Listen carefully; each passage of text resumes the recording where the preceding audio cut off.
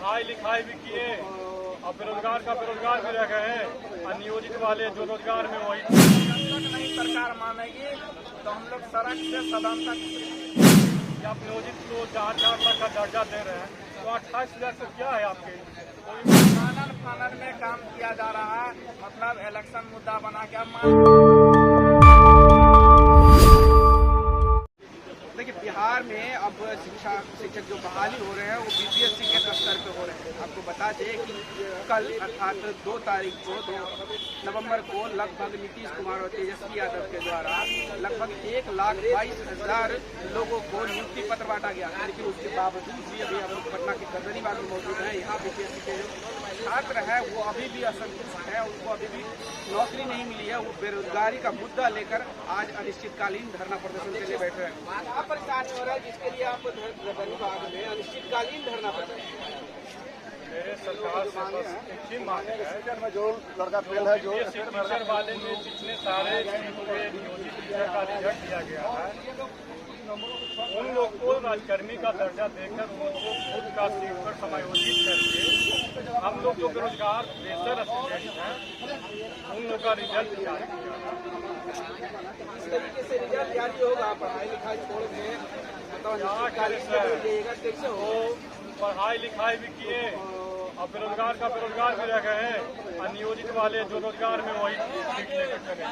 रोजगार वाले को रोजगार सरकार दे रही है, हुआ ना 10 लाख नौकरी इसी सरकार है। क्या सरकार कर रही नहीं करे, हम पॉलिटिक्स में नहीं पढ़ना चाहते हैं। हमको सिर्फ एक मांग है कि सरकार हमारी बात माने कि जो नियोजित वाले टीचर का रिजल्ट हुए उनको समायोजित करके हम लोग का रिजल्ट फ्रेशर बेरोजगार स्टूडेंट का दिया जाए। बस सरकार से रिक्वेस्ट करते हैं। और जो भी काउंसलिंग में सीट बचा है, जैसे सीटेट अपेयरिंग वाले जो फेल भी थे बहुत सारे लोग, डीएलएड फेल के तो सीट तो जरूर बचा होगा। वो भी जो अपेयरिंग को और भरने के लिए दिया गया था, डॉक्यूमेंट्स अपलोड करवा कर जो फेल स्टूडेंट उनको फिल्टर करके सेकेंड मेरा सूची में हम लोग को दिया जाए। अच्छा, अभी आपकी मतलब क्या एज क्या होगा? मेरी तो एज 28-29। अभी बेरोजगार घूम रहे हैं। क्या रोजगार आई, बेरोजगार का बेरोजगार रह गए और रोजगार वाला रोजगार लेकर चले। ये परेशानी चल रही है, यही हो रही, तब ना हम लोग गर्दनीबाग आने के लिए मजबूरन हुए आंसर पे पढ़ाई बैठने के करनी लिए। चाहिए, जहाँ शिक्षा व्यवस्था सुधारने के लिए सोचना चाहिए वहाँ। ये तो सरकार को न सोचना चाहिए कि आप नियोजित को 4 लाख का दर्जा दे रहे हैं तो 28,000 से क्या है आपके? कोई बड़ी बात नहीं। यदि 28,000 बेरोजगार का भला हो जाता है तो जरूर उनके घर में रोशनी आएगी, पर्व अच्छे त्योहार से मनेगा, हम लोग का भला होगा। पर्व अच्छे तरीके से मना पाइएगा, इस तरीके से धरना प्रदर्शन। तो नीतीश कुमार जी जो है तो इस बार जो डिबिया जलेगा और डिबिया को बुझा दिए हैं परिवार में। और इतनी मेहनत करने के बाद 2019 में हम लोग जो है दिसंबर में सीटेट पास किए हुए थे और 13 दिन के कारण हम लोग को छठा चरण में बहाली से रोक दिया गया और काफ़ी धरना प्रदर्शन करने के बाद भी 13 दिन वाले को उसमें मौका नहीं दिया गया। उस समय में रंजीत कुमार सिंह IAS ऑफिसर थे, प्राइमरी एजुकेशन डायरेक्टर, उनके द्वारा भी आश्वासन दिया गया कि हम लोग करेंगे, लेकिन कुछ नहीं किए। इसके बाद जो है सो लास्ट 4 साल से गर्दनीबाग में वो हल्ला धरना प्रदर्शन मार कितना लाठी खाए। इसके बाद अभी जो आई बहाली थी इसमें ऐसा अनुमान था कि हम लोग जो इतने दिन से मेहनत किए हैं तो कट ऑफ पार करेंगे, तो परसेंटेज पार करेंगे तो नौकरी लगेगी। इसके बाद जो है सो 80,000 के करीब जो है प्राइमरी टीचर की बहाली भी आई। बहाली आने के बाद जो है उसमें जो है सो तकरीबन 20-25 हज़ार शिक्षक जो है सो नियोजित शिक्षक को ही जो है सो नौकरी वाले को ही फिर से नौकरी दे दिया गया। इसके बाद ऐसा बोला गया कि हम लोग जो है सो सीटेट अपियरिंग वाले और टीचर ट्रेनिंग के अपियरिंग वाले का सरकार आने वाले दिनों में यही कह रही है कि लगभग 1,30,000 और मतलब देने वाले को उम्मीद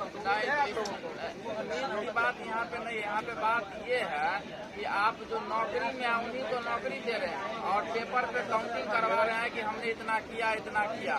अब मैं ये बता रहा हूँ आपको कि अभी जो 1,18,000 20,000 के अप्रॉक्स ज्वाइनिंग लेटर उन्होंने बांटने का दावा किया, उस दावा में जो है सो करीब जो है सो 35-35 हज़ार नियोजित शिक्षक, 40,000 नियोजित शिक्षक को ही नौकरी वाले को ही नौकरी देती है वो जो पहले से नौकरी न दे।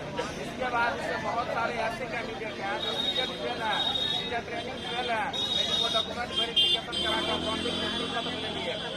यहाँ पे पटना में ही न्यूज चैनल के माध्यम से एक जो है सो रांची के युवक जो थे तो अपना सीटेट में वो पास थे और उस आधार पे वो STET का फॉर्म भर दिया अपनी क्वालिफिकेशन को जांच करने के लिए। वो STET जो है बेकार से पास ही कर गए। इसके बाद जब डॉक्यूमेंट वेरिफिकेशन करवाने के लिए गए हैं तो वो सीटेट के मार्कशीट पे ही उनको जो है स्टेट का डॉक्यूमेंट वेरिफिकेशन क्लियर कर दिया गया और उनको जो है बंदी नियुक्ति पत्र दे दिया।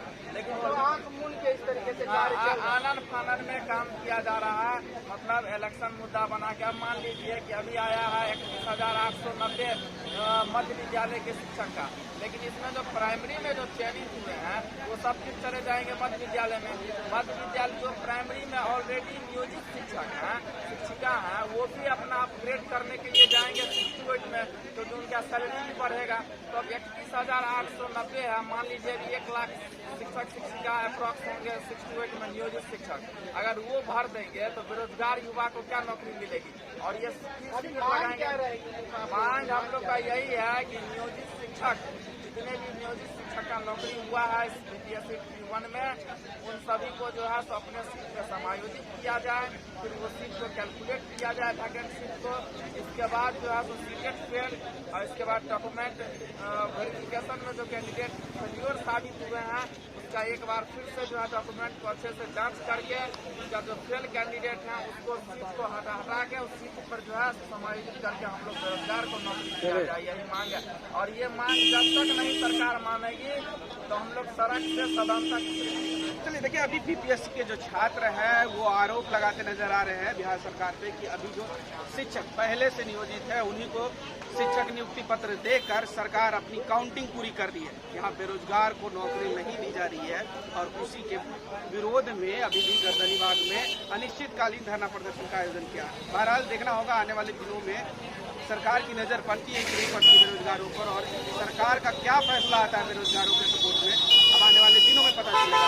फिलहाल इस खबर में इतना ही। इस वीडियो की प्रतिक्रिया हमें कमेंट में जरूर दीजिएगा और ऐसी तमाम खबरों से जुड़े रहने के लिए हमारे चैनल को लाइक शेयर सब्सक्राइब जरूर कीजिएगा। धन्यवाद।